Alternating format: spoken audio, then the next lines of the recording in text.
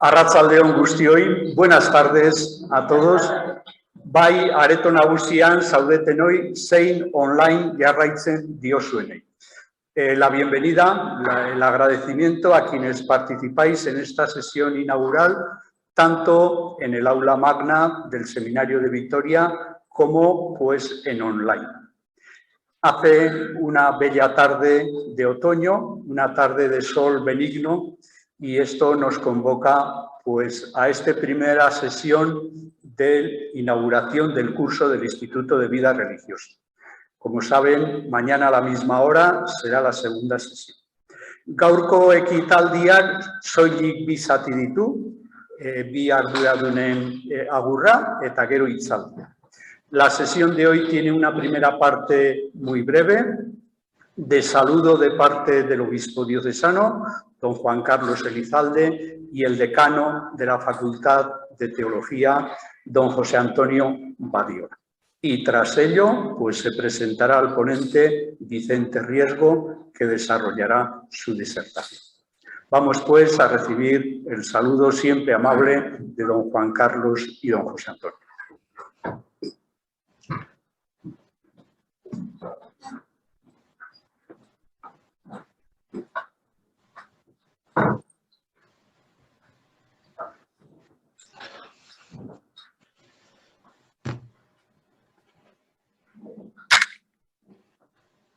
Arratsaldeon. Eskerrik asko Patxi, zure hitzak. Pensando qué deciros, se me ocurrió pensar, como no, en Pablo de Tarso. Él utiliza un verbo muy llamativo al final del capítulo 8 de Romanos, que es un capítulo que tendría que estar grabado en letras de oro, no sé si en nuestras casas, pero sí en nuestros corazones. Es hipernicao, hipernicao. Vencer a lo grande, vencer por goleada. Es muy difícil traducirlo con toda la fuerza y la intensidad que tiene. ¿Sabéis cuándo lo dice, verdad? ¿Quién me va a separar del amor de Dios, de Cristo? ¿Quién nos podrá separar? La angustia, la tribulación, el hambre, la desnudez, la espada. En todo eso vencemos fácilmente, suele ser la traducción. En todo eso ganamos por goleada.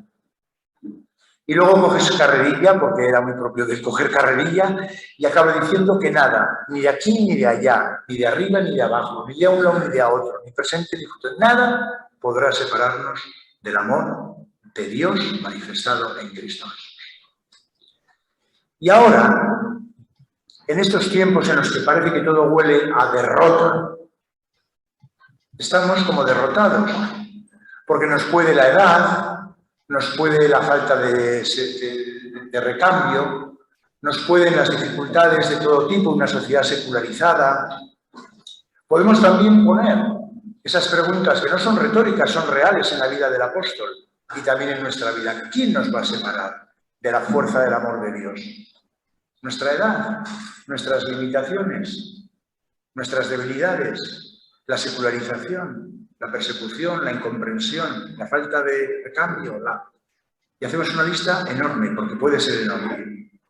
Pero ahora recogemos la fuerza de la experiencia de Dios y con Pablo decimos no. En todo eso vencemos fácilmente. Vencemos por goleada.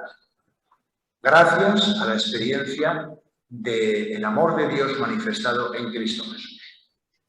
Cuando el Instituto de Vida Religiosa se pone a empezar sus jornadas, sus seminarios, sus ofertas académicas, no es para que sepamos más, ya somos mayores para saber. Ya hemos leído demasiado, casi no hace falta ni que sepamos. Lo hace con el afán de profundizar en la experiencia de Dios, que esa sí es una riqueza importante, porque ahí da igual que seamos mayores que pequeños, hombres que mujeres, muchos que pocos, listos que tontos, ahí da igual todo, porque cuando nos cargamos de experiencia de Dios, cuando sentimos ese amor de Dios en nosotros, recogemos una fuerza que nos hace afrontar y vencer a lo hipernicao, a lo grande, a todas las dificultades del tiempo presente y futuro. Entonces el deseo es este, que toda la oferta académica y la oferta existencial y la oferta formativa del Instituto de Vida Religiosa sirva para profundizar en la experiencia del amor de Dios, porque esa experiencia os hará fuertes para afrontar y vencer por goleada cualquier dificultad que podáis estar experimentando. Así que ese es mi deseo, que sea un año particularmente fecundo, que os haga mucho bien y que profundicéis en esa experiencia de Dios para afrontar el tiempo que nos toca vivir. Muy bien. Muy gracias. Gracias, Toño, por tus sabias palabras. Yo voy a recoger también sabias palabras del prefecto de la Congregación de Vida Consagrada, el cardenal de Ávila,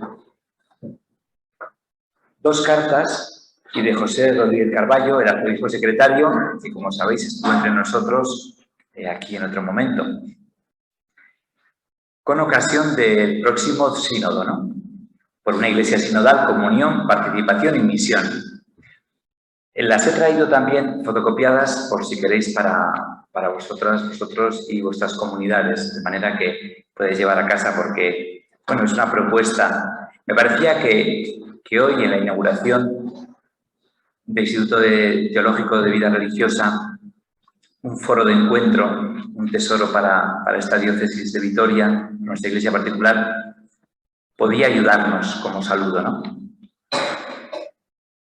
En la carta dirigida a todos los obispos de la Iglesia, nos dicen el cardenal y el arzobispo que han escrito a todos los consagrados y consagradas de todo el mundo, animando a participar activamente en el camino sinodal.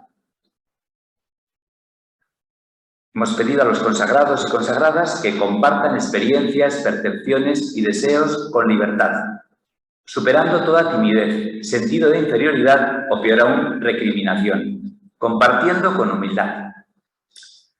Al mismo tiempo nos dirigimos a usted porque sabemos que a veces los pastores conocen poco las comunidades o los carismas presentes en su propia diócesis. Y por ello la vida consagrada queda aislada con respecto al resto del pueblo de Dios presente en la iglesia particular. Bueno, en nuestra iglesia yo creo que hay tal presencia de vida consagrada que es una riqueza enorme y no es un apéndice de la diócesis, afortunadamente.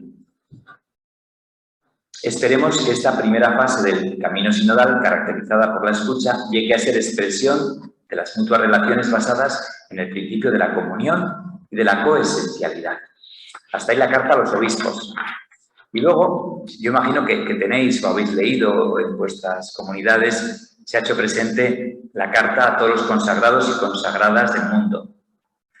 Con alegría hacemos nuestra la invitación del Papa Francisco a emprender el camino eclesial que comenzará los días 9 y 10 de octubre próximos, estamos a 6, y concluirá en octubre de 2023, con la celebración del próximo sínodo de los obispos sobre el tema por una iglesia sinodal, comunión, participación y misión.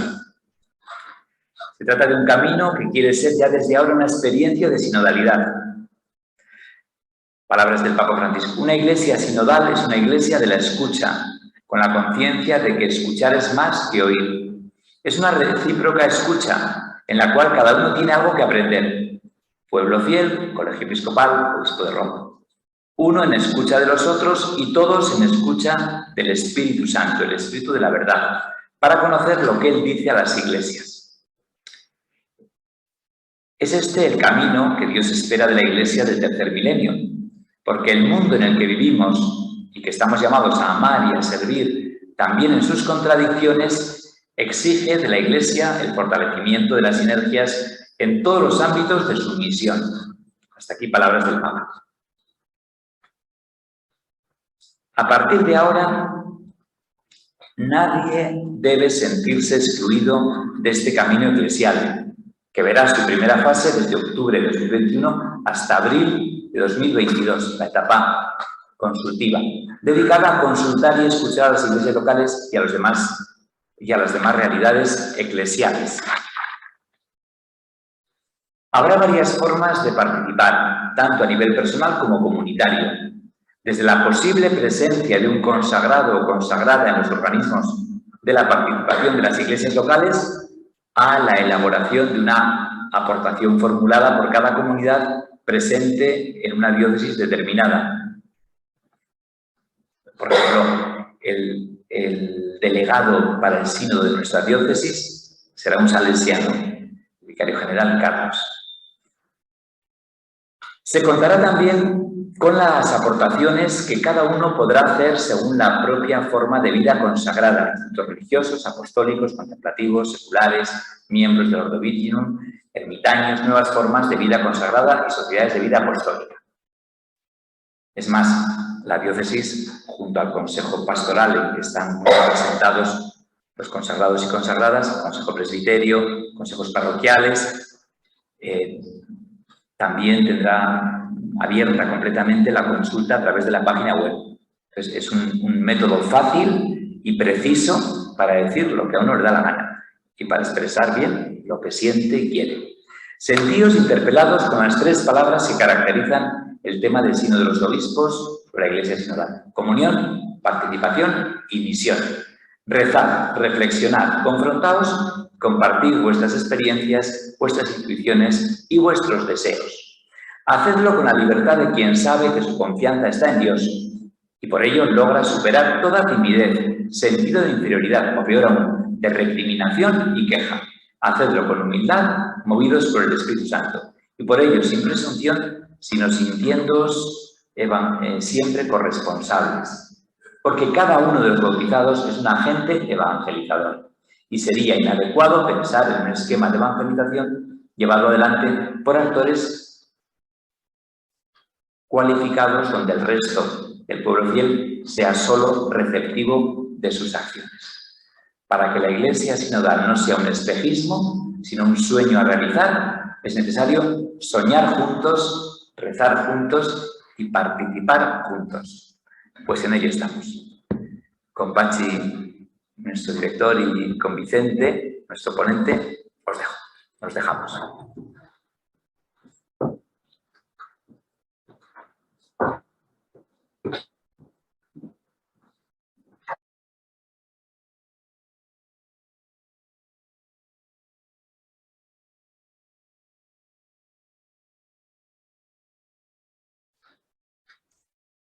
Y gracias ya por esta invitación, que ya lo voy a decir, es un honor para mí. Para mí yo soy el receptor de este honor de poder estar hoy aquí ante ustedes y lo hago con sumo placer.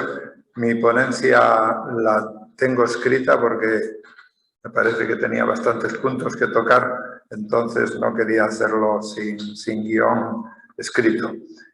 Quizás para orientarles un poco el seguimiento, les digo los 5 puntos más importantes en que está estructurada la ponencia.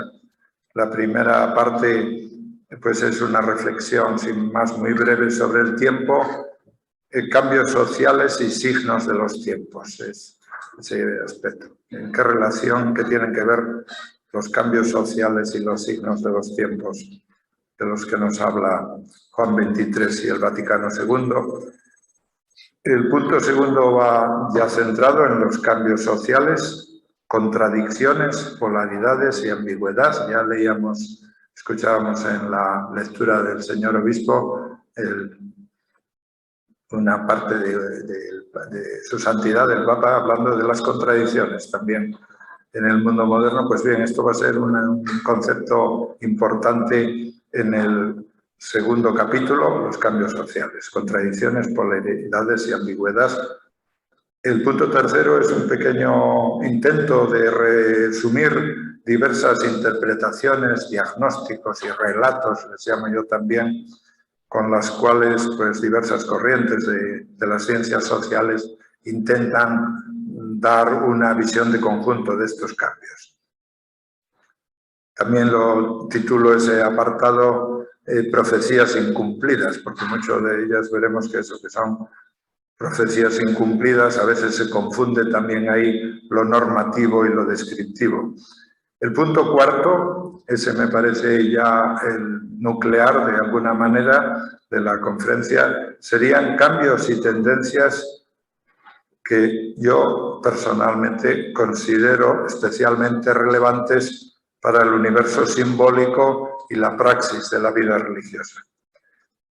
Y el quinto sería un poco como el corolario, pues la respuesta de la vida religiosa a los cambios sociales, adaptación creativa. Esa sería un poco la estructura de la ponencia. Espero que de alguna forma les pueda facilitar algo el seguirla.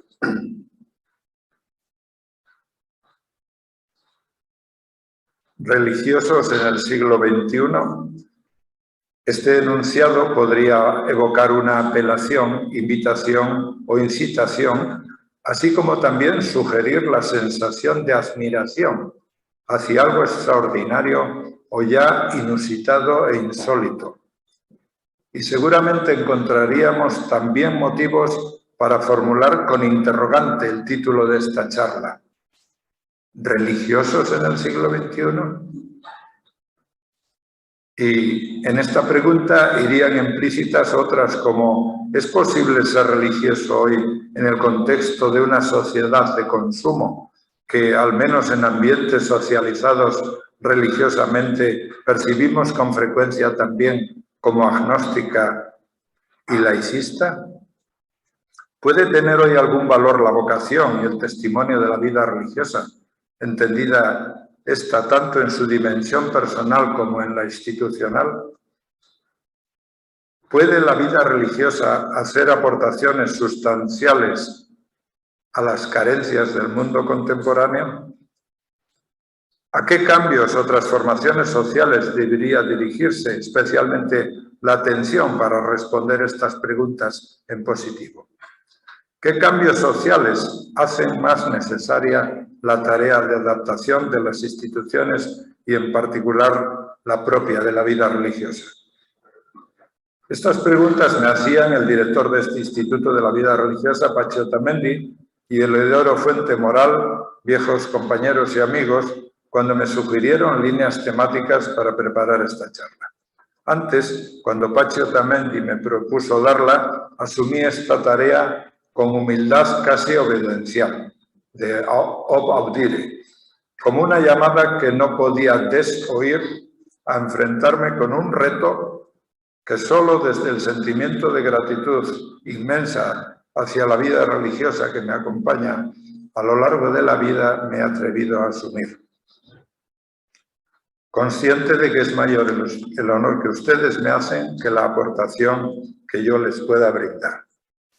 Por eso no pretendo tanto impartirles una lección académica como reflexionar en voz alta con ustedes especialmente sobre el tempo, el calado y la dirección de los cambios sociales, y lo haré guiado por un interés hermenéutico pragmático que surge de una empatía crítica hacia la vida religiosa y del convencimiento de que ustedes disponen de experiencias, conocimientos, habilidades y pericias que los convierten en expertos sobre estos temas de los que vamos a tratar. Somos tiempos, signos de los tiempos y cambios sociales. Los cambios sociales no suceden al margen de nuestra vida, en un tiempo paralelo respecto al que pudiésemos permanecer como observadores ajenos. Los cambios sociales afectan, aunque de forma no siempre consciente e inmediatamente percibida, nuestra propia forma de vivir, nuestras pautas culturales, nuestra acción y nuestras relaciones sociales e incluso nuestros contenidos de conciencia, tales como valores o actitudes. Vivimos en el tiempo, somos seres temporales y el tiempo implica transformación y cambio. El tiempo nos convierte en seres en cambio y evolución permanente, que solo concluye con la muerte. Podemos tomar conciencia de la temporalidad cambiante de nuestras vidas si hacemos un pequeño repaso por nuestra biografía. Y vamos viendo en ella el reflejo de los cambios sociales de nuestro entorno, de cuáles hemos sido testigos a lo largo de nuestra vida y en qué medida han afectado nuestra forma de vivir, de sentir, de pensar. Pensemos cambios en el ámbito económico. Voy a abreviar un poco porque hay muchas preguntas que nos podíamos ir haciendo sobre nuestra familia, en qué trabajaba, en qué trabaja hoy, cambios en el ámbito científico-tecnológico, cómo estudiábamos, qué utilizábamos para escribir cuando estudiábamos o cuando éramos jóvenes, cómo nos comunicábamos con la familia, con los compañeros, seguro no que no con móvil, WhatsApp y todo eso que usamos hoy. En el ámbito político, qué posibilidades de participación teníamos en nuestra juventud cuando nos socializábamos, por ejemplo, en este país, cuáles tenemos hoy, qué relaciones había con otros países, con Europa. En el ámbito religioso, qué papel desempeñaba la religión en nuestra infancia y juventud, qué papel desempeña actualmente en la vida de niños, jóvenes, adultos. ¿Qué impacto han dejado todos estos cambios en nuestros sentimientos, en nuestra forma de ver la vida y la sociedad, en nuestra forma de vivir y entender la vida religiosa? ¿Han generado incertezas o nuevas certezas? El gran Papa Juan y el Concilio Vaticano II, por él inspirado e iniciado, enseñaron a la Iglesia que es necesario aprender a leer los signos de los tiempos para ser fieles al Evangelio. En su Constitución Apostólica Humanae Salutis de 25 de diciembre del 61, con la que convocaba oficialmente el concilio, manifestaba Juan XXIII su visión esperanzada. Dice: al contrario, nos preferimos reafirmar toda nuestra confianza en nuestro Salvador, que no se ha ido del mundo, por él redimido, siguiendo la recomendación de Jesús cuando nos exhorta a distinguir claramente los signos de los tiempos, Mateo 16:3, nos creemos vislumbrar en medio de tantas tinieblas no pocos indicios que nos hacen concebir esperanzas de tiempos mejores para la Iglesia y la humanidad. Hasta ahí las palabras de Juan XXIII. Y en la Constitución Pastoral Gaudium et Spes, el Concilio Vaticano II expresa la solidaridad íntima y real de la Iglesia con el género humano en su devenir histórico, en el que ve revelarse los signos de los tiempos. Cito de nuevo las ya bellísimas y famosas palabras de la Constitución Gaudium et Spes: los gozos y las esperanzas, las tristezas y las angustias de los hombres de nuestro tiempo, sobre todo de los pobres y de cuantos sufren, son a la vez gozos y esperanzas, tristezas y angustias de los discípulos de Cristo. La Iglesia por ello se siente íntima y realmente solidaria del género humano y de su historia. Los signos de los tiempos se convierten así en lugares teológicos que nos permitirían rastrear la presencia de Dios en la historia de la humanidad. Según el concilio, estos signos van íntimamente ligados a los profundos y rápidos cambios que se extienden progresivamente a todo el universo y que son motivo de esperanza y temor. Entre estos cambios se citan expresamente los cambios en el orden social, con sus repercusiones en el ámbito psicológico, moral y religioso. Son los capítulos 4 al 8 de la Gaudium et Spes. Los cambios sociales van, pues, preñados de signos de los tiempos que la Iglesia debe escrutar a fondo e interpretar a la luz del Evangelio. Esta tarea de escrutinio e interpretación se presenta como particularmente ardua y compleja si tenemos en cuenta el carácter ambiguo y procesual de los cambios sociales. La ambigüedad no se ha de entender exclusivamente en sentido teológico, en cuanto que los signos de los tiempos son siempre territorio de frontera entre lo temporal y lo eterno, lo inmanente y lo trascendente, lo histórico y lo escatológico, entre el mundo y Dios. La ambigüedad se manifiesta también en las contradicciones internas de los propios cambios sociales, basadas en los intereses y valores frecuentemente divergentes y hasta contrapuestos de sus agentes, y en la escasez de los recursos disponibles para satisfacerlos. Por otra parte, los cambios sociales rara vez se presentan como acontecimientos históricos definitivamente cerrados e irreversibles, sobre los que exista un consenso universal y que permitan una comprensión unívoca de la historia de la humanidad. Más bien, representan procesos complejos que se producen generalmente sobre un continuo y que por las contradicciones que les son inmanentes pueden caminar simultáneamente en direcciones opuestas. Experimentar involuciones bruscas o lentas, disrupciones y que permiten, por tanto, interpretaciones diferentes, cuando no contrarias y hasta contradictorias, dificultando su lectura unívoca como signos de los tiempos. Y ahora vamos a ver entonces un poco en algunos ejemplos cómo se presentan estas contradicciones, estas polaridades, estas ambigüedades en los cambios sociales. Existe sin duda un amplio consenso en las ciencias sociales sobre la relevancia de algunos cambios desencadenados por la modernidad y de forma especial desde la llamada revolución industrial. Dado que se producen sobre una línea de continuidad marcada por fuertes tendencias de bipolaridad, el consenso es menor en cuanto a la dirección, el tiempo y el calado de estos cambios. Así aparece el proceso de industrialización como el fenómeno socioeconómico que impulsa de forma decisiva la modernización y origina los profundos cambios sociales que caracterizan nuestro tiempo frente a la época moderna. Pero a la vez, la lógica de optimizar procesos y beneficios propia de la modernización capitalista ha generado en el contexto de la globalización durante los últimos decenios procesos de desindustrialización, en buena parte de las sociedades industriales avanzadas que ponen en peligro su propia condición de sociedades modernas. La actual pandemia del COVID-19 ha puesto de relieve la dependencia estratégica que tienen algunas sociedades industriales de Occidente, como la nuestra, de las cadenas de producción industrial desplazadas al espacio Índico-Pacífico de Asia y de los productos básicos allí generados, tales como materias primas farmacéuticas para las vacunas, material sanitario, chips y otros.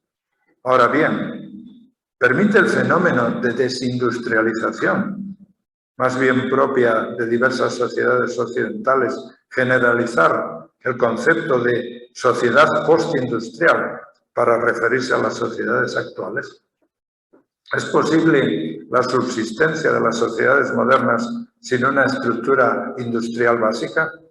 ¿Implica el avance económico necesariamente la desindustrialización? La experiencia de países como Japón, Corea del Sur, Alemania o China parece indicar lo contrario. Semejante ambigüedad presenta el fenómeno de la modernidad, entendida como la extensión permanente de la razón y de la ciencia que conllevaría el progreso indefinido, económico, social y moral, y con él la liberación y la emancipación de la humanidad. Buena parte de estas promesas se hicieron realidad en las sociedades modernas, con significativos cambios sociales en los ámbitos del desarrollo económico, del bienestar social, así como en el avance de las libertades democráticas y de los derechos humanos. Por otra parte, la racionalidad científica y económica reducidas a su dimensión instrumental y tecnológica, con el consecuente perfeccionamiento de la gestión burocrática, pueden generar nuevas formas de control y de dominio económico y político, de subyugamiento y represión, opresión y pobreza de amplios sectores de la población. Las barbaries cometidas por las dictaduras totalitarias en el siglo XX y aún actualmente por las nuevas en el siglo XXI, así como el carácter depredador de la lógica capitalista en algunas de sus periferias geográficas y sociales, pueden considerarse como una deriva perversa de la lógica racional que impregna la modernidad. Se trataría de manifestaciones diversas de la dialéctica de la Ilustración, de la que hablaron en su día Adorno y Horkheimer, dos conocidos sociólogos alemanes. Admitida la ambigüedad del proyecto moderno, justifica en cambio la crítica fundada de los efectos perversos de la Ilustración, el rechazo frontal manifestado en muchos discursos postmodernos a su pretensión de utilizar la razón para avanzar hacia una sociedad de hombres libres, iguales en derechos y hermanados en la solidaridad, ¿qué instrumento más apto que la razón orientada por la ética le queda a la humanidad en las sociedades actuales para luchar contra el hambre, la enfermedad y las pandemias o contra el cambio climático? Bajo el concepto de secularización, pretendemos agrupar y entender mejor cambios sociales de muy variada índole, ocurridos especialmente en las sociedades occidentales de tradición judeo-cristiana y derivados del proceso del desencantamiento del mundo, de que nos habla Max Weber, también uno de los clásicos de la sociología. En el transcurso de este desencantamiento del mundo, la organización de la vida social en sus sistemas políticos, económicos, científicos y socioculturales y en su propio autoentendimiento se ha ido separando paulatinamente de las referencias simbólicas de lo religioso trascendente. Durante este proceso han perdido carácter vinculante las explicaciones y prácticas religiosas, en tanto que las referencias al universo simbólico religioso de la tradición occidental se han desplazado al ámbito privado de las convicciones individuales o difuminado en una ética social de inspiración cristiana. Y simultáneamente, la forma altamente institucionalizada y organizada de la religión, en forma de iglesias y confesiones, se ha ido alejando de los mundos de la vida, de la cultura cotidiana de sectores crecientes de la población. Paralelamente a estos procesos que tanto conocemos y tantas veces hemos reflexionado, crece en amplios entornos de la sociedad la inquietud por el sentido de la vida, la búsqueda de espiritualidad y el anhelo de trascendencia, y crecen en relevancia las deudas con la religión no satisfechas por la Ilustración, según expresión de Habermas. Es un concepto muy interesante ese que usa Habermas, que la modernidad, la Ilustración han contraído deudas con la religión que no han saldado hasta el día de hoy. La lucha por la satisfacción de estas deudas puede adquirir rasgos extremos de violencia, como en el caso del fundamentalismo religioso entre jóvenes de las segundas o terceras generaciones de migrantes en países occidentales o entre las poblaciones de sociedades que especialmente durante el colonialismo vivieron como trauma y pérdida de identidad y autonomía el contacto con la modernidad occidental. También la creencia en la virtualidad de la ciencia, en la racionalidad económica o en la ideología y el carisma político pueden adquirir formas de encantamiento cuasi religiosas, cuando traspasan sus fronteras sistémicas y pretenden crear o imponer a la sociedad sus criterios de racionalidad o sus objetivos políticos como la base de nuevos valores éticos. Otros grupos y movimientos sociales intentan saldar las deudas que tiene la modernidad con la religión, reservando la promesa de redención para un grupo exiguo de elegidos, como en el caso de las sectas, o evadiéndose del compromiso con el mundo para flotar en los espacios etéreos del esoterismo, del ocultismo o de la llamada nueva era, como el New Age. Igualmente, en las teorías o narrativas de la conspiración se pueden percibir nuevas formas de reencantamiento del mundo ante la inseguridad que produce en muchos la creciente complejidad en que nos ha sumergido a todos la modernidad. La proclamada laicidad de nuestras sociedades tampoco impide que influyentes grupos sociales e ideologías políticas intenten, como nuevas religiones placebo, imponer a toda la sociedad un discurso ideológico y ético cerrado en el que se niega la legitimidad de opciones éticas divergentes propias de una sociedad plural, o que propaguen formas de laicismo que presentan rasgos de nueva religión política del Estado, practicando un nuevo confesionalismo de signo inverso.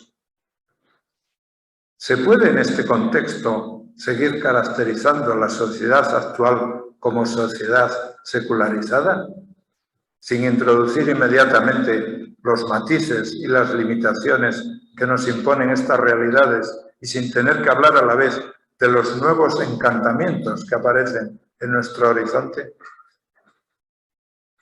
El proceso de globalización constituye para muchos una de las características fundamentales del tiempo actual. Bajo él agrupamos los cambios sociales provocados por la extensión a todo el mundo de las redes económicas y financieras de producción y distribución, por el aumento de la densidad y velocidad en el intercambio de informaciones y de comunicación y en las redes de transporte, por la estandarización creciente en todo el mundo de numerosos patrones de consumo y culturales, especialmente entre los jóvenes.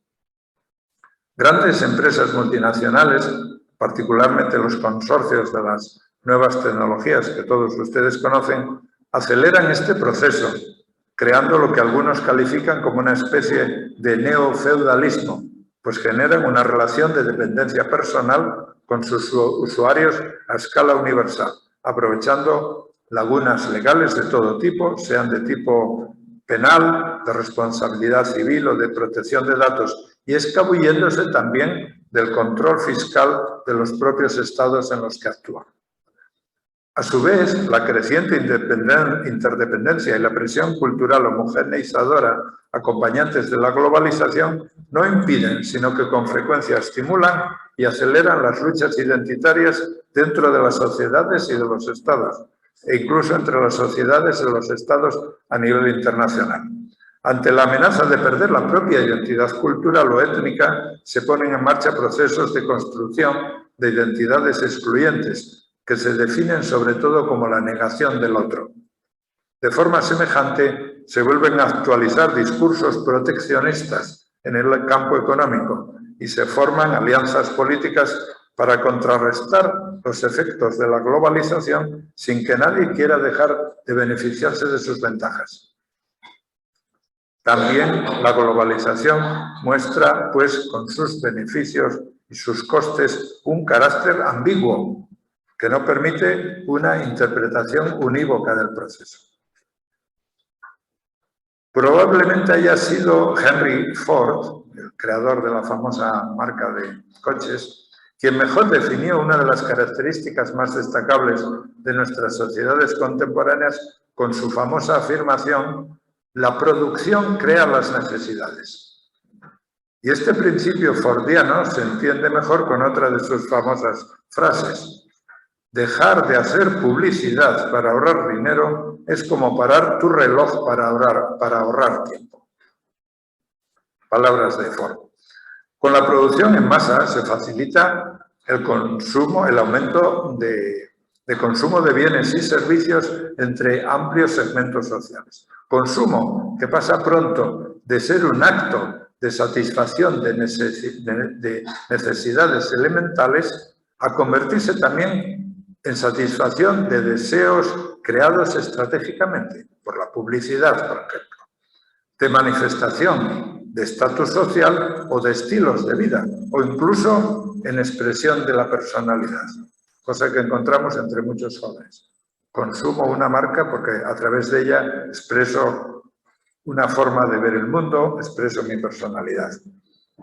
Frente a esta extensión casi ya planetaria del consumo de masas, como manifestación de una cultura materialista, surge con fuerza creciente la preocupación por sus consecuencias para el medio ambiente y especialmente para el cambio climático.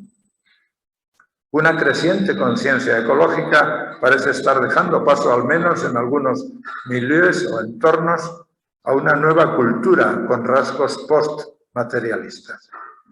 Esto a la vez no impide que estos entornos practiquen estilos de vida que conllevan el consumo de bienes de alta complejidad tecnológica e industrial, como móviles, teléfonos inteligentes o ordenadores, o que manifiesten una orientación cosmopolita con elevado uso de la movilidad física a nivel global. Y ahora vamos a ver en el punto tercero, después de ver todas estas contradicciones en algunos casos, como vamos viendo que ninguno de estos procesos es del todo unívoco, que hay ambigüedades, polaridades, retrocesos, pues vamos a ver brevemente algunas líneas de interpretaciones que se han dado y por dónde se mueven y dónde está, a mi forma de entender, también sus puntos débiles. Ante las ambigüedades y contradicciones de los cambios sociales que viven las sociedades contemporáneas, no es de extrañar la variedad y el carácter contradictorio de los diagnósticos, interpretaciones y relatos sobre cuáles sean los rasgos más característicos para entenderlas y definirlas. Así, sobre lecturas más bien descriptivas de aspectos parciales o sectoriales de la realidad social, han ido apareciendo caracterizaciones o interpretaciones que sin duda permiten un mejor entendimiento de algunas de las dinámicas generadoras de cambios sociales, pero insuficientes para un diagnóstico total. La mayor parte de estas caracterizaciones se enriquecen con el aporte que ofrecen otras interpretaciones complementarias e incluso contrarias. Así sucede con conceptos como el de sociedad postindustrial, que ciertamente permite entender mejor los cambios sociales derivados de la evolución en la estructura del empleo. Pero particularmente cuando se generaliza su uso de forma imprecisa o se entiende este concepto en sentido cuasi normativo y de ley universal, pudiera llevar a ignorar que nuestras sociedades actuales son impensables sin los productos de la tecnología industrial que configuran nuestra cotidianidad. Materiales, artefactos, herramientas e instrumentos, y sin la lógica del conocimiento científico que le es inmanente, la sostiene y la acelera. El complejo científico-tecnológico e industrial mantiene su carácter de estructura consistente de las sociedades avanzadas contemporáneas. Por ello, en muchas de ellas se plantea, entre tanto, también la conveniencia o necesidad de desarrollar políticas activas de reindustrialización. Por su parte, conceptos como los que escuchamos y usamos con mucha frecuencia nosotros mismos, como los de sociedad postmoderna o sociedad líquida, facilitan la comprensión de procesos y tendencias en el ámbito de la cultura o de las interacciones humanas, pero son insuficientes para dar cuenta de hechos sociales duros y estructurales como pueden ser el capitalismo, la estratificación social con la consiguiente desigualdad de oportunidades, las corrientes migratorias, la burocracia o la pervivencia de los propios estados. Estos son hechos duros y no son del todo líquidos. La clasificación de las sociedades contemporáneas como secularizadas, laicistas o agnósticas puede reflejar realidades importantes, especialmente en sectores relevantes de la cultura y en algunos de la política. Pero deja de lado el pluralismo cultural, de cosmovisiones y creencias, de valores, actitudes y hábitos que se manifiesta en la diversificación de milieus o entornos sociales, efecto a su vez del proceso más general de diferenciación social. Luego les voy a hablar un poco más al detalle de estos milieus porque me parece que puede ser uno de los aspectos más interesantes. Voy a pasar aquí un poco esto para centrarnos más ya en el punto siguiente, en el cuarto. Aquí vamos a hablar, como les dije, de los cambios y tendencias que, a mi entender, considero especialmente relevantes para el universo simbólico y la praxis de la vida religiosa. Precisamente las ambigüedades y contradicciones internas de las transformaciones sociales a las que hemos hecho referencia nos invitan a centrar ahora la reflexión sobre algunos cambios, tendencias o hechos sociales contemporáneos que pudieran tener especial relevancia para las creencias y las prácticas de la vida religiosa. Y que precisamente en esas ambigüedades y contradicciones abren espacios para una interpretación nueva de esa vida religiosa como institución social relevante, y potencialmente capaz de adaptarse a los tiempos actuales. Entendemos aquí como cambio social, siguiendo la definición de Bernard Schäfers, como la, cito, transformación procesual de la estructura de una sociedad en sus instituciones, patrones culturales, correspondientes acciones sociales y contenidos de conciencia básicos.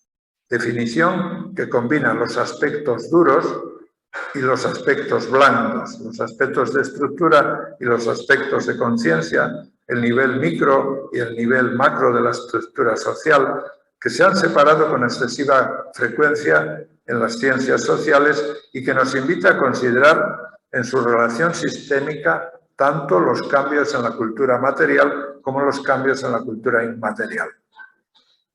Como instituciones entendemos, y esto me parece muy importante esta definición para poder seguir mis reflexiones después, el concepto de institución, siguiendo también la definición de Bernard Schäfers, entidades sociales que regulan procesos de relevancia social estratégica, tales como la reproducción generativa, la institución de la familia, del matrimonio, del parentesco, la transmisión de competencias y conocimientos, todas las instituciones de educación y formación, la provisión de alimentos, bienes y servicios, las instituciones de la economía, por tanto, el mantenimiento del orden social, las instituciones del poder y la política, y la transmisión de valores orientadores de la acción. Y ahí están instituciones de la cultura, de la religión y, a mi entender,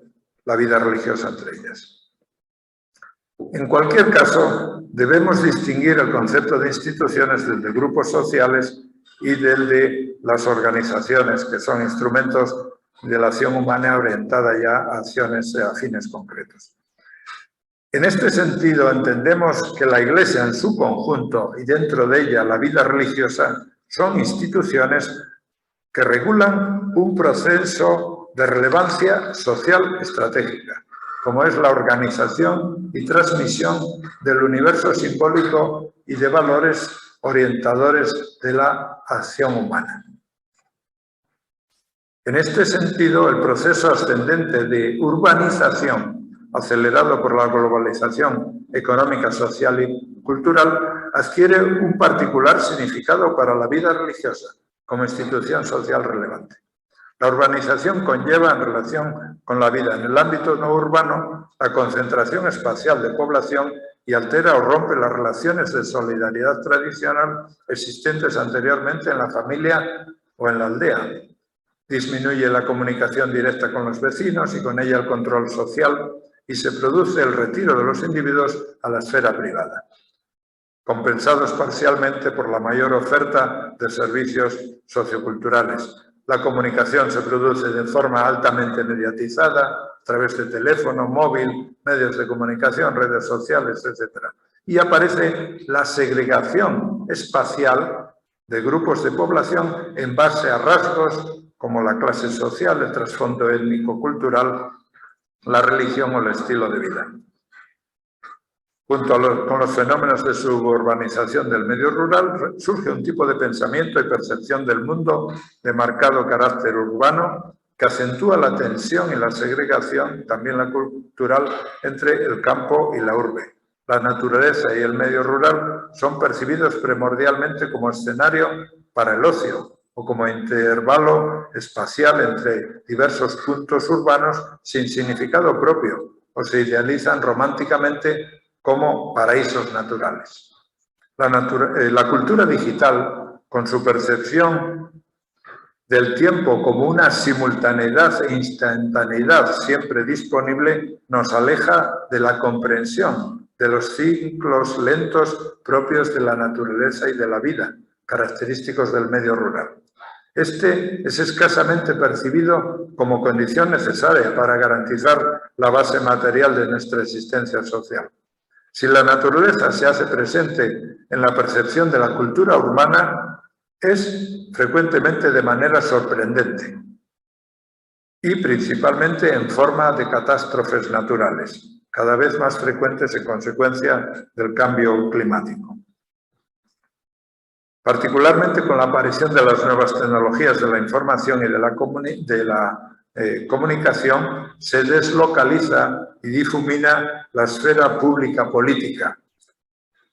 Habermas, otro conocido sociólogo, le llama la Öffentlichkeit, como marco de posibilidad de una opinión pública compartida por amplios estratos de la población.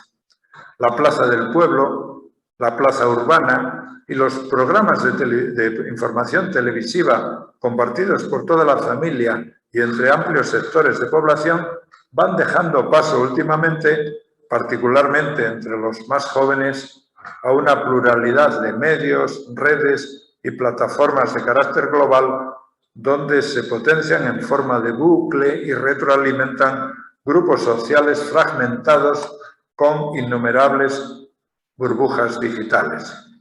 Aquí se comparten implícitos, opiniones, juicios de valor y con abundante frecuencia también estereotipos, prejuicios, desinformación y rechazo agresivo a las personas e instituciones con puntos de vista disidentes y considerados falsos por el grupo de referencia.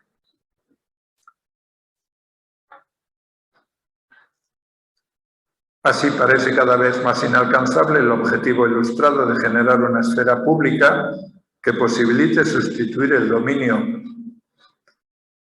basado en el poder o en la manipulación mediante el consenso logrado a través del discurso racional crítico de inspiración ética. Por otra parte, los nuevos medios generalizan, al menos en las sociedades constituidas democráticamente, la posibilidad de los ciudadanos de manifestar públicamente sus opiniones y creencias, expresando así la pluralidad social y de contribuir con su crítica al mejor control de la gestión pública y de las instituciones y a su mayor transparencia.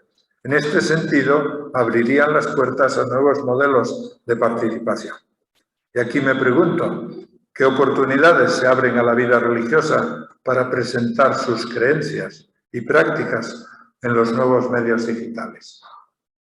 ¿Cómo asumir el desafío de la transparencia y el riesgo de la crítica destructiva tan frecuente en estos? La innovación en el campo permanente, en el campo científico y tecnológico, en el diseño, producción y distribución de bienes y servicios, así como la expansión de los mercados, requieren conocimientos y habilidades cada vez más específicos. Aumentan la competencia en el ámbito profesional y empresarial y con ella la movilidad laboral y geográfica, particularmente entre los más jóvenes.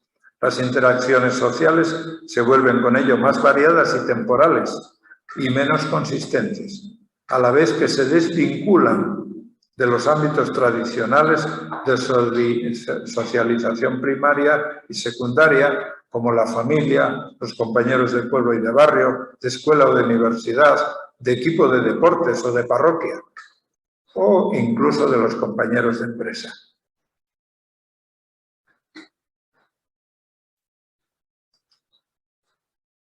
Este carácter más líquido de las interacciones sociales dificulta la vinculación a estructuras permanentes y promueve procesos de desinstitucionalización que lamentan desde hace decenios instituciones no solo como la vida religiosa, sino como otras, como la familia y organizaciones que regulan procesos de relevancia social estratégica, tales como partidos políticos, iglesias, asociaciones o sindicatos.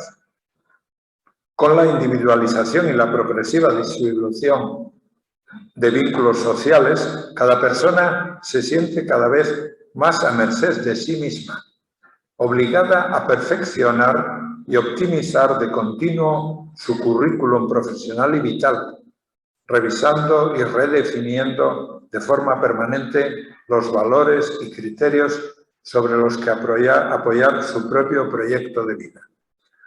La construcción y reconstrucción de la propia identidad se convierte así en cuestión fundamental en la vida de los individuos y grupos sociales.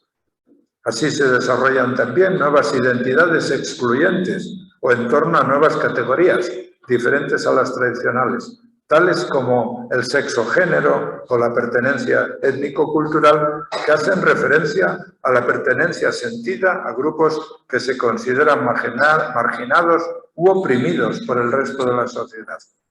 En algunas manifestaciones del discurso llamado postcolonial y antirracista, aparece incluso de nuevo y paradójicamente la categoría de raza como elemento constitutivo de identidad.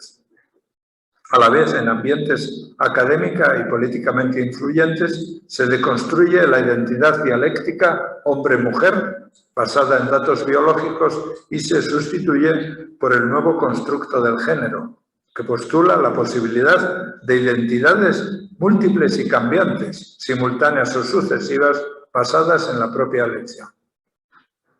Las instituciones a las que tradicionalmente se les había atribuido competencia para establecer parámetros morales pierden relevancia en estos contextos, mucho más aún cuando se descubre la incoherencia entre la conducta delictiva de algunos de sus miembros y los exigentes patrones morales proclamados por la institución.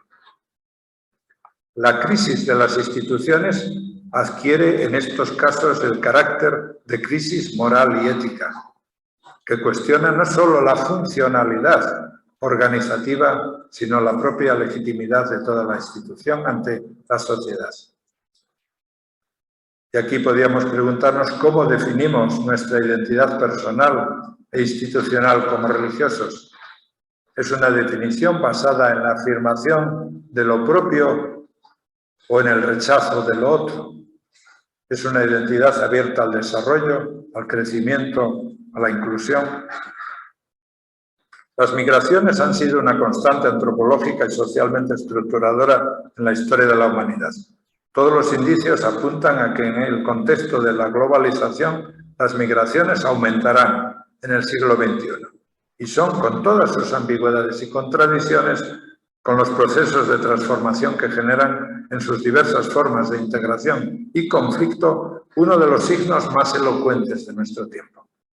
La migración está, además, estrechamente vinculada en nuestras sociedades a los desequilibrios demográficos internacionales, especialmente a la pérdida de peso demográfico de Occidente, con sus repercusiones en el ámbito económico, cultural y político. El aumento del peso y significado de las minorías de origen migratorio actúa también como acelerador del pluralismo interno en las sociedades y conduce a la difuminación o desdibujamiento de lo que se entiende por mayoría, tanto en sentido demográfico étnico como en el sentido cultural. En consecuencia, con esta multiculturalidad fáctica, han aparecido durante los últimos años debates sobre lo que es o deba ser la cultura guía. Por ejemplo, ese debate se llevó a cabo hace algunos años en Alemania bajo el concepto de la Leitkultur, la cultura guía. Y también, como consecuencia de esta multiculturalidad, cobran relieve los discursos postcolonial y antirracista, o surgen nuevos conceptos como el de sociedad postmigratoria y de la diversidad, para abordar procesos y conflictos abordados clásicamente desde otras categorías como integración, desintegración o asimilación. La determinación de los factores clave para garantizar la cohesión e integración social adquiere una importancia central y la interculturalidad se convierte en un desafío y competencia necesaria a la vez para la convivencia cotidiana, la vida institucional y organizativa, la acción política y la gestión pública. En este contexto también se me ocurren algunas preguntas. ¿Se manifiesta también en la vida interna de los institutos de la vida religiosa esta pluralidad y en su manifestación exterior la multiculturalidad fáctica en nuestras sociedades?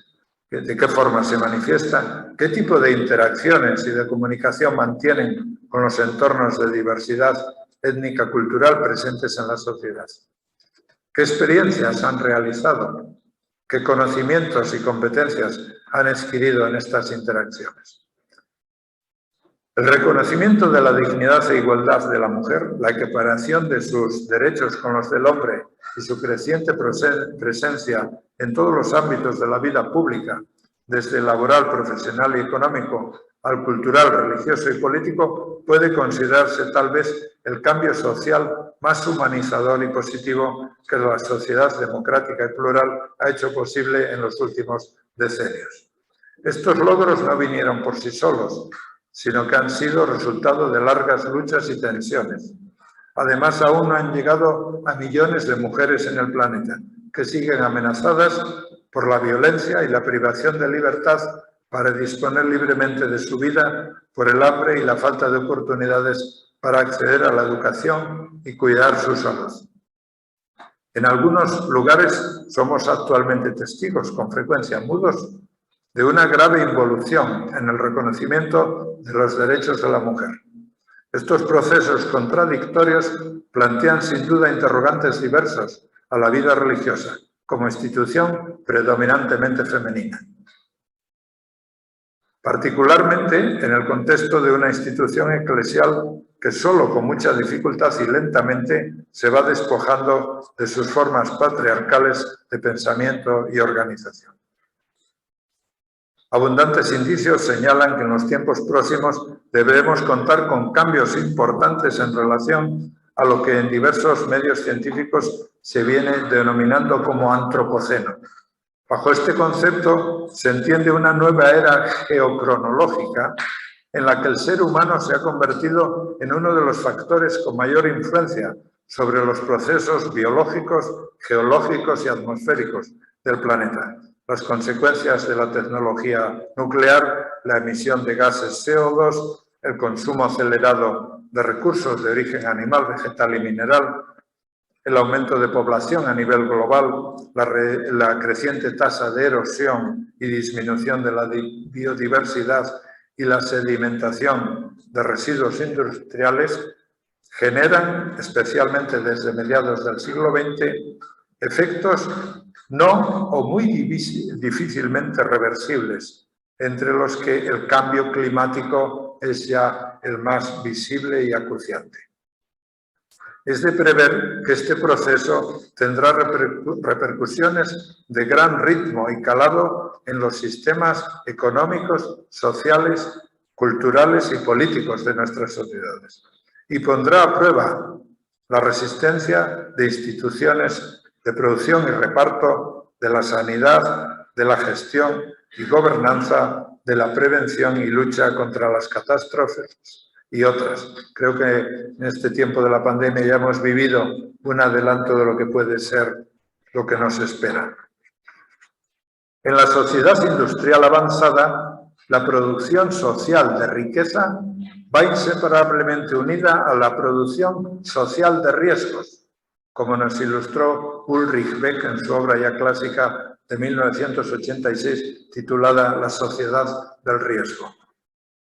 Las diversas estrategias propuestas desde nuevos campos del saber, como la ecología humana o la geoética, para afrontar estos riesgos convertidos ya en peligros concretos, implican debates sustanciales sobre aspectos culturales y éticos a los que no deberían permanecer ajenas las instituciones como la vida religiosa. Con el proceso de diferenciación social y sus fenómenos de individualización, pluralismo, segregación, segmentación y fragmentación, adquieren nuevos factores de carácter sociocultural una particular relevancia en la configuración estructural de nuestras sociedades, junto a los clásicos de posición social, profesión y renta y otros demográficos como edad o sexo. Para analizar esta tendencia, los institutos de investigación social Sigma y Sinus de Mannheim y Heidelberg en Alemania han introducido a partir de los años 80 del siglo XX el concepto de milieus, uso esta palabra voluntariamente, o entornos sociales, sería la traducción quizás más adecuada. Estos milieus son definidos como grupos sociales que comparten semejantes concepciones de la vida y valores fundamentales, tales como actitudes, objetivos y expectativas sobre la propia vida y sobre la sociedad, estilos de vida o valores éticos y morales. A su vez, los milieus comparten situaciones sociales comparables. Este concepto parte del estudio de los mundos de la vida y presenta un elevado valor analítico, pues combina en su definición y operacionalización el nivel micro con el macro, las interacciones sociales y las estructurales, el sistema y el mundo de la vida. Y ahora vamos a ver con algunas diapositivas, seguro que lo pueden entender mejor esto que estamos explicando. Ahí tienen un poco, en forma casi de caricatura, una representación de los 10 milieus que han definido en estos estudios sinos. Quizás podría haber puesto la diapositiva mientras explicaba en qué consiste, ¿no? Decíamos que son definidos como grupos sociales que comparten semejantes concepciones de la vida y valores fundamentales, tales como actitudes, objetivos, expectativas sobre la propia vida y sobre la sociedad, estilos de vida o valores éticos y morales. En fin. Este me parece un enfoque, una forma de abordar el tema de la diferenciación social que puede ser muy fecundo también para el trabajo de las instituciones de la vida religiosa. Vamos a ir viendo un poco los 10 milieus de que nos hablan los estudios sinos, y quizás la primera reflexión que tenemos que hacer es que, si se fijan, esta clasificación de milieus está enmarcada en un sistema de coordenadas. En la línea vertical tienen ustedes estructuras clásicas, ¿no? O sea, datos clásicos duros, como es la clase social, el estrato social en el que estamos los diversos milieus, y abajo están las clases sociales socioeconómicamente de menos poder, y arriba las clases sociales de más poder, y tenemos las clases intermedias, y en la línea horizontal tenemos una escala de orientación con relación a la tradición y a la modernidad. Diríamos, en la parte de la izquierda tenemos la tradición y hacia la derecha tenemos la modernidad e incluso ya todo lo que es la vanguardia, la búsqueda de nuevos caminos. Pues bien, si empezamos un poco por arriba, podemos ir viendo los 10 milieus uno por uno, y tal y como están representados en Alemania en el último estudio que se ha hecho en el 2021. El primer nivel que podemos observar ahí, arriba a la izquierda, es el nivel, se lo traduzco al español, en castellano lamentablemente no se han hecho, que yo sepa, no lo he encontrado aún. Estos estudios se han hecho en otros países. El primer milieu sería el conservador alto, el conservador instalado, el establishment, que diríamos también, ¿no? En el estudio Sinos sobre la población alemana para el año 2021 representa un 10% de la población. Seguimos hacia la derecha, este milieu está en la línea de la tradición.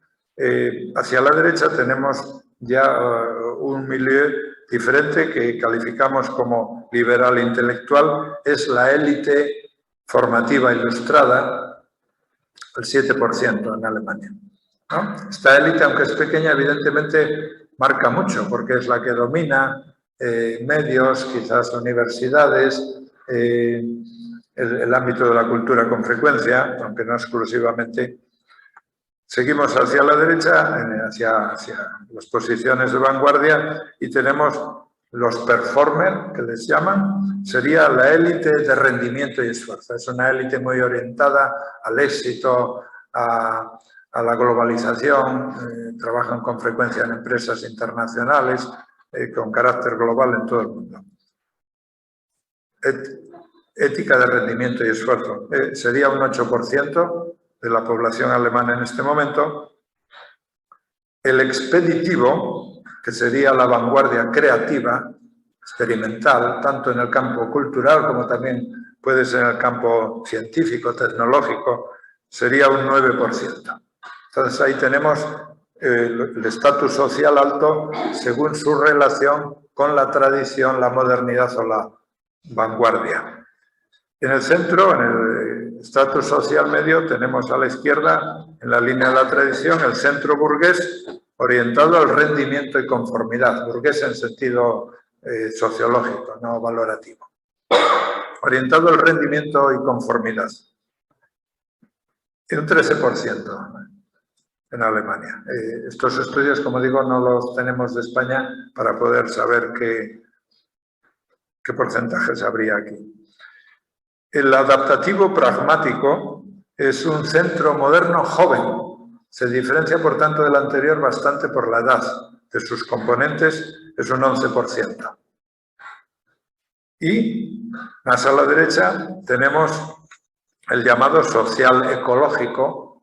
En algunas versiones más antiguas de los estudios signos, a este grupo le llamaban, a este milieu le llamaban postmaterial o postmaterialista.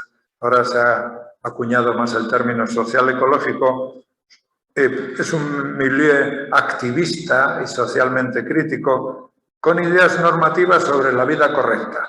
Tienen la idea de cómo los demás también tenemos que vivir, cómo tenemos que comer, circular, vestirnos, etc., ¿no? Es un poco ese milieu que tiene su importancia también en ciertos ámbitos, por ejemplo, de la política. El 7% en la sociedad alemana actualmente, y en las clases medias bajas y baja tendríamos a la izquierda, muy en relación con la tradición, el clásico nivel tradicional. Como ven, no está solo en la clase baja, es clase baja y media. Este es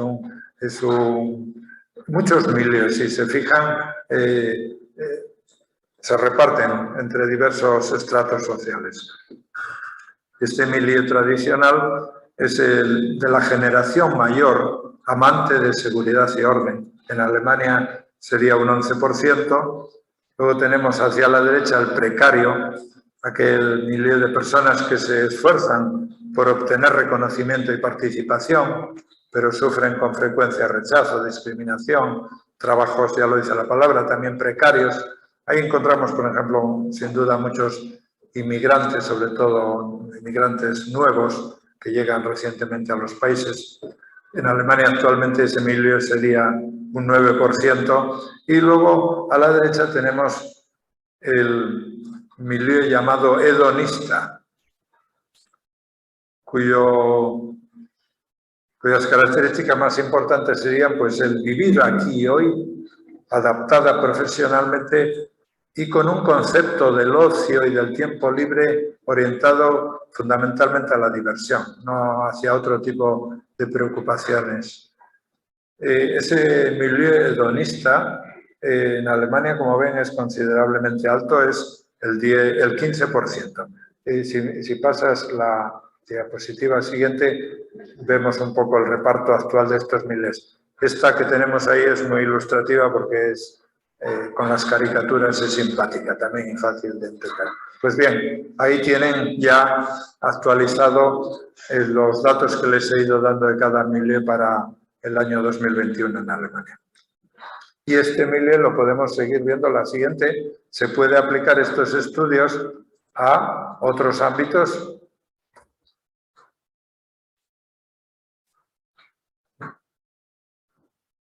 No mueve, ¿no? Parece que... Ahí lo tienen para el año 2020 aplicado a la juventud solamente. Vean ustedes, por ejemplo, la importancia grande que tiene en la juventud alemana el milieu ese llamado adaptativo pragmático. El tradicional burgués también es importante. No podemos profundizar en esto, simplemente les quiero abrir un campo que creo que puede ser muy fecundo para el trabajo en la vida religiosa, para el trabajo pastoral y para otras muchas cosas. Las iglesias también lo han descubierto, este estudio, y pasamos a la siguiente diapositiva, donde justo en la anterior, donde justo podemos ver este va muy deprisa. No lo podemos mover aquí a lo mejor.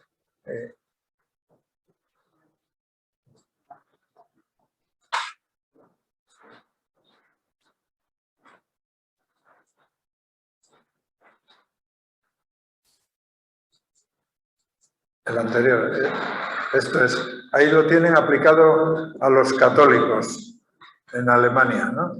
También, ¿dónde está la población de confesión católica? Pues ven, por ejemplo, ahí el peso fuerte en la tradición, ¿no? En el grupo llamado, digamos, el milieu tradicional. Tiene ahí un peso muy fuerte, está bastante repartido por el resto de la sociedad, pero está claramente con una presencia grande en el área de la tradición, también curiosamente allá en el grupo hedonista, ¿no? En fin, esto nos permite un poco situar dónde están también las personas situadas, y podemos ver el último, que es este mismo estudio aplicado a un espacio geográfico, a una ciudad. Entonces, por ejemplo, esto es Múnich, la ciudad de Múnich, y en el centro, pues con el color verde, tenemos en el centro de las ciudades ese milieu ecológico, social, alternativo, etcétera. Se puede ir viendo ahí muchas aplicaciones del concepto de milieus que han desarrollado estos investigadores de las empresas Sinus y Sigma, naturalmente con aportaciones teóricas de corrientes muy clásicas de la sociología. Este tipo de investigaciones sobre los entornos sociales que se llevaron a cabo inicialmente en países de lengua alemana se han realizado, entre tanto, también en países de otras lenguas, pero, como digo, no conozco ninguno con relación a España.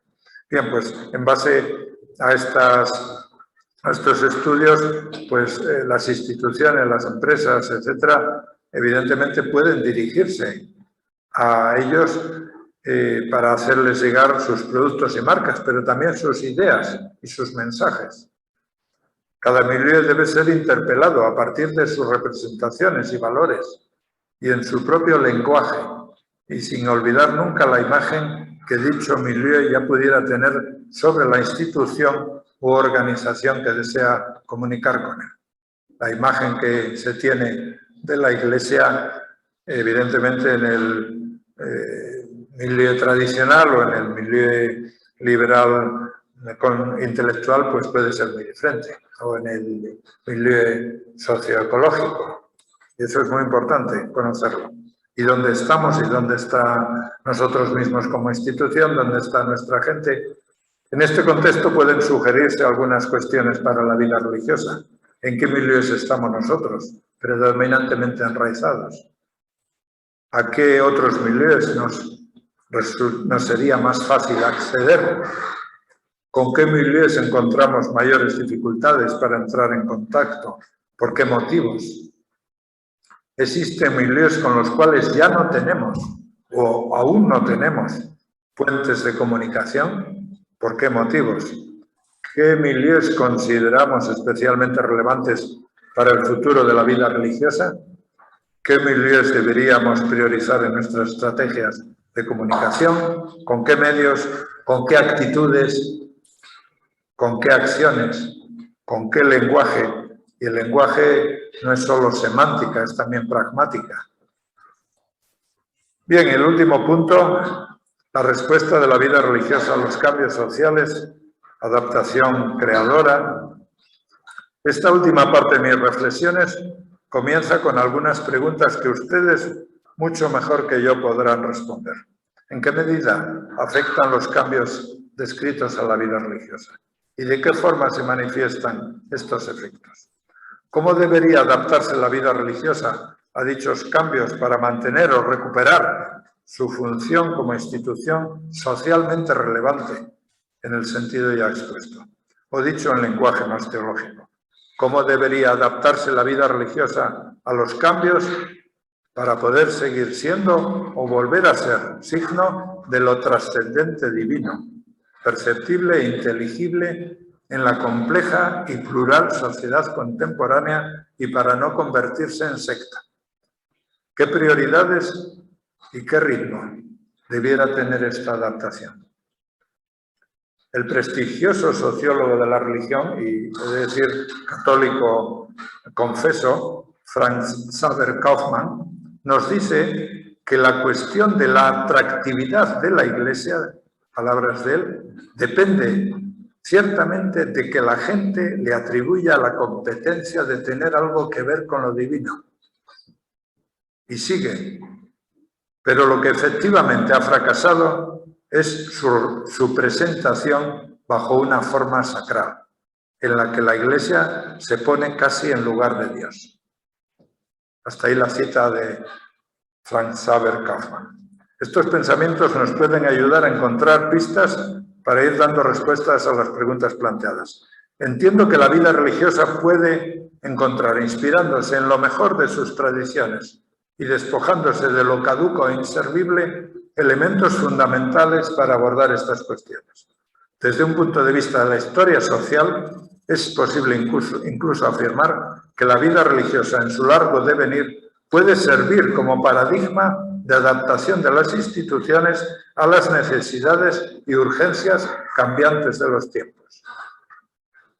Nadie algo conocedor de esta historia puede negar la fecunda aportación de las diversas corrientes, espiritualidades y tradiciones al desarrollo social y cultural no solo de la Iglesia, sino de la cultura universal.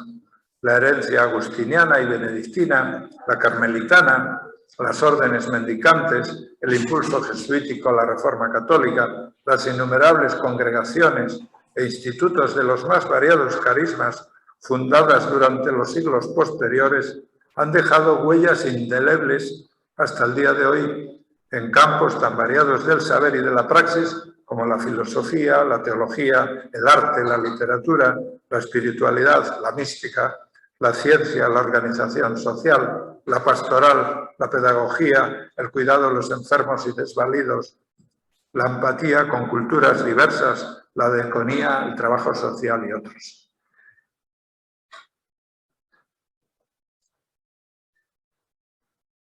Según Robert Merton, la adaptación social puede adoptar 5 formas diferentes, que son conformidad, innovación, ritualismo, retiro o rebelión. Todas ellas expresan posibilidades y 4 de ellas tentaciones letales para la vida religiosa. La conformidad, el ritualismo, el retiro o la rebelión. Por eso aquí nos referimos a la adaptación entendida como la realización de síntesis creativas entre la tradición recibida y las realidades contradictorias y ambiguas del presente, que hagan posible la pervivencia actual del sistema, institución u organización y su sostenibilidad o proyección al futuro. La adaptación de las instituciones y organizaciones en cuanto a sistemas se realiza en 2 momentos, que no se pueden separar cronológicamente. El momento de cierre, de aseguramiento de la propia identidad, el carisma fundacional y el acervo histórico de la institución, y el momento de la apertura al entorno para poder seguir existiendo. A partir de estas reflexiones se pueden desarrollar algunos criterios que puedan orientar el proceso de adaptación de la vida religiosa a la contemporaneidad. En ningún caso pretendo dar aquí recetas concretas, ni siquiera indicaciones sobre la forma o el contenido que haya de adoptar la adaptación necesaria. Al respecto, tengo, como han visto, muchas más preguntas que respuestas, y son ustedes, sobre todo, quienes deben encontrar las que puedan serles útiles.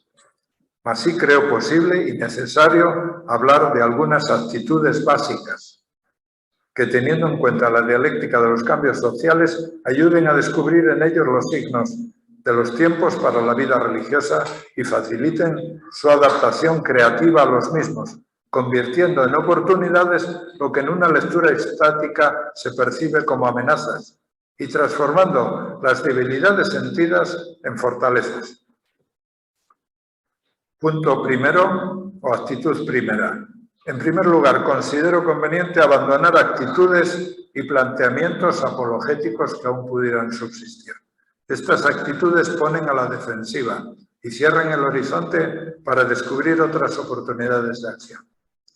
Precisamente las sociedades plurales en que vivimos, que ponen fin al confesionalismo social o político de otras épocas, abren las puertas a la opcionalidad de formas de vida y de creencias, no solo como derecho constitucionalmente reconocido, sino también como hábito social generalmente aceptado.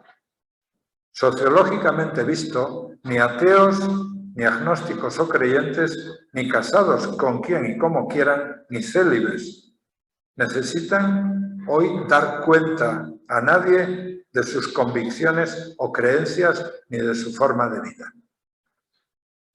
Esto deja muchas energías libres para el compromiso y la obligación del religioso de dar testimonio de su opción radical por el Evangelio a través, sobre todo, de un estilo de vida coherente con ella.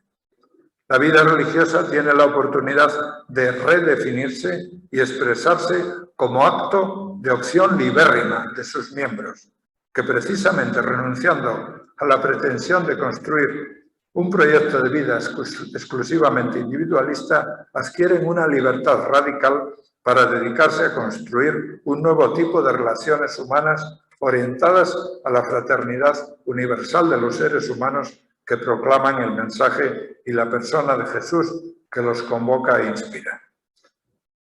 Al abandonar la esfera del discurso apologético, es posible concentrarse en la cuestión central del presente y del futuro. ¿Qué puede aportar la vida religiosa al mundo actual? Punto 2. Descubrir la propia vocación como la llamada escuchada y aceptada a dar vida nueva al carisma fundacional significa no entender este como herencia que se adquiere y se posee de forma definitiva, estática y cerrada, sino como tradición que se sigue desarrollando y configurando de nuevo en la propia situación histórica y social. La vocación de vocar, de llamar, es dar resonancia interna y externa a la voz de quien llama. Esta actitud ayuda a afrontar con determinación y confianza el reto de los cambios sociales. La tradición se mantiene viva en la medida en que actúa como realidad en camino. El carisma de los y de las fundadoras y fundadores invita siempre a ocuparse de las circunstancias temporales que lo han hecho surgir y de la estructura motivacional en la que se han basado las respuestas dadas por ellos en aquel momento. Fidelidad al carisma no puede consistir en repetir las mismas respuestas en contextos históricos, geográficos, sociales o culturales diferentes. Aprender de los fundadores no debiera convertirse en discurso autorreferencial, endogámico u orientado excesivamente a aspectos funcionales de la propia institución, aunque sea este un aspecto legítimo a tener en cuenta. El carisma se mantiene vivo cuando se abre a la otredad, al otro y a lo otro. La identidad carismática de la vida religiosa como institución social debiera ser siempre identidad abierta a la sociedad y al mundo, que no pone fronteras ni excluye.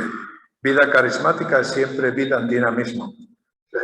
En un nuevo relato de la vida religiosa, el cultivo del carisma no significa ser guardianes de algo ya caduco, sino ser precursores y paradigma inteligible de nuevas posibilidades.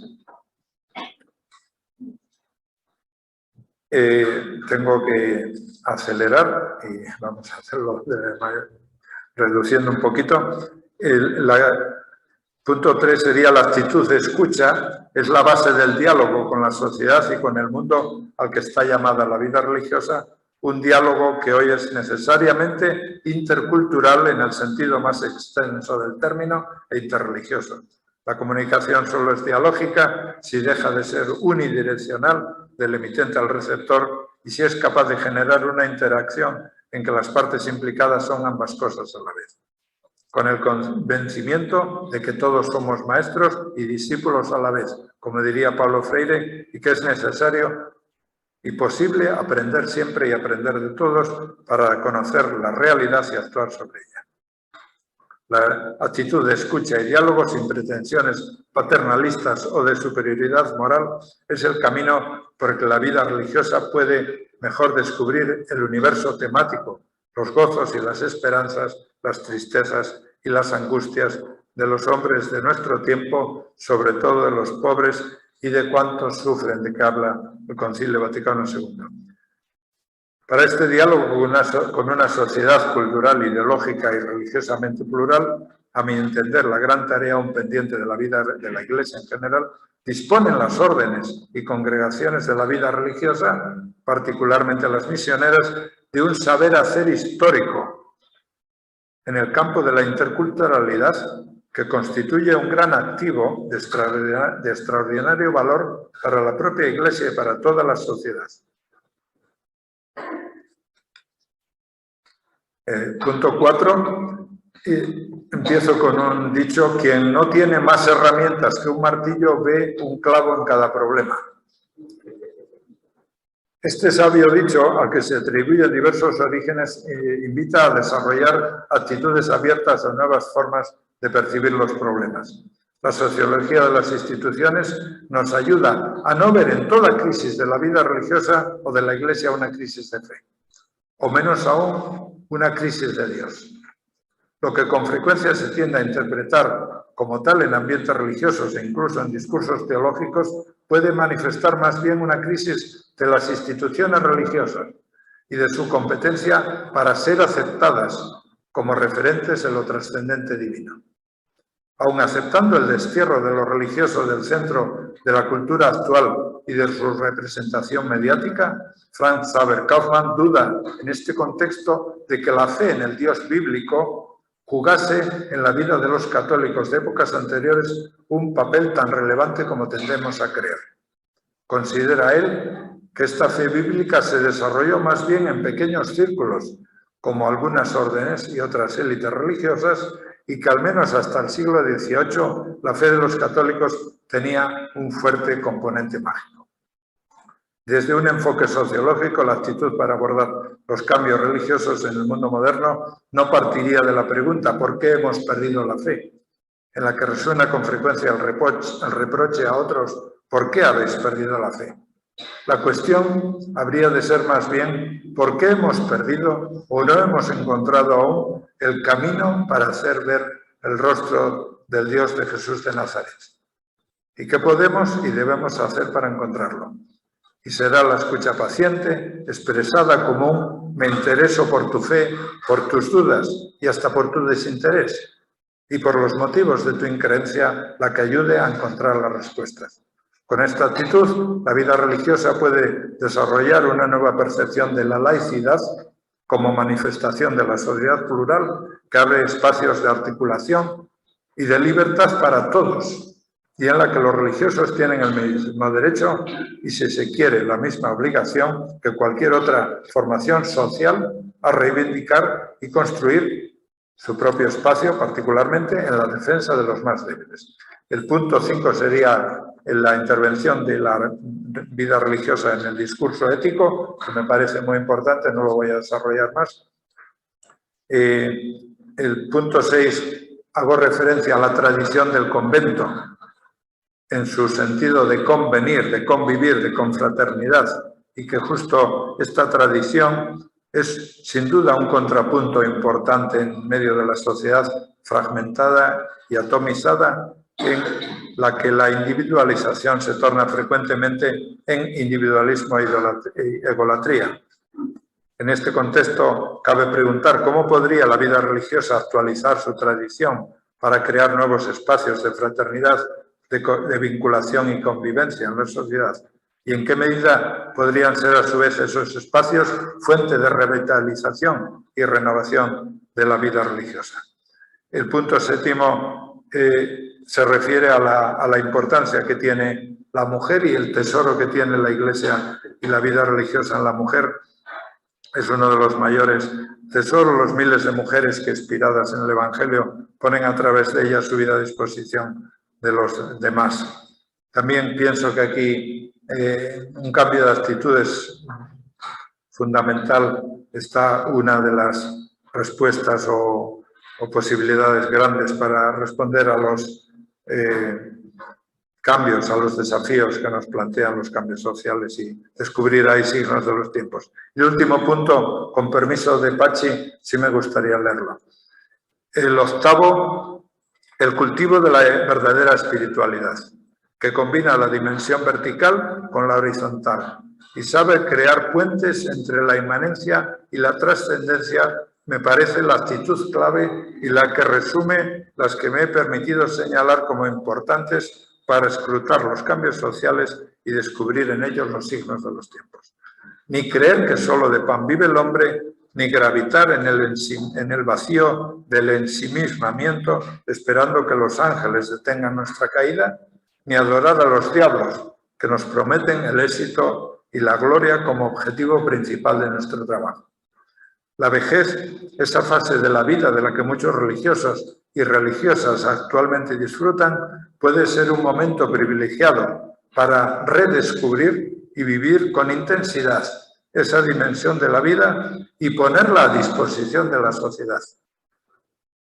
Precisamente entre muchas personas mayores está presente este anhelo de trascendencia, una vez que se dan por cerradas ya etapas importantes de la vida, como la fundación de una familia o la actividad laboral, y la pregunta por el sentido de la existencia adquiere un nuevo significado. Como muestra la historia de las padres y madres fundadoras, la verdadera espiritualidad abre el corazón al mundo y genera un sano realismo. Ayuda además a superar las disonancias cognitivas que van surgiendo a lo largo de los años entre las propias convicciones y la praxis concreta, entre las pretensiones y las posibilidades reales, entre experiencias viejas y experiencias nuevas, entre viejas certidumbres y nuevas realidades. La espiritualidad abre espacios para la escucha del otro y posibilita así que resuene con nueva frescura la voz del carisma. Variados y ambiguos son y seguirán siendo los cambios sociales en nuestro tiempo.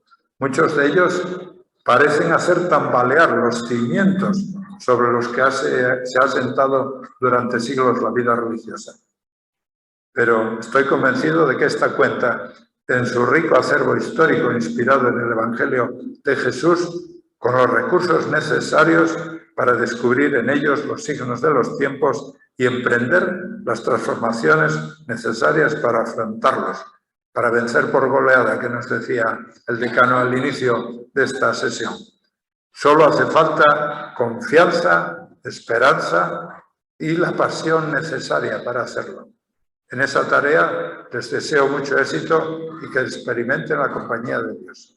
Muchas gracias por su atención y perdonen por alargarme tanto.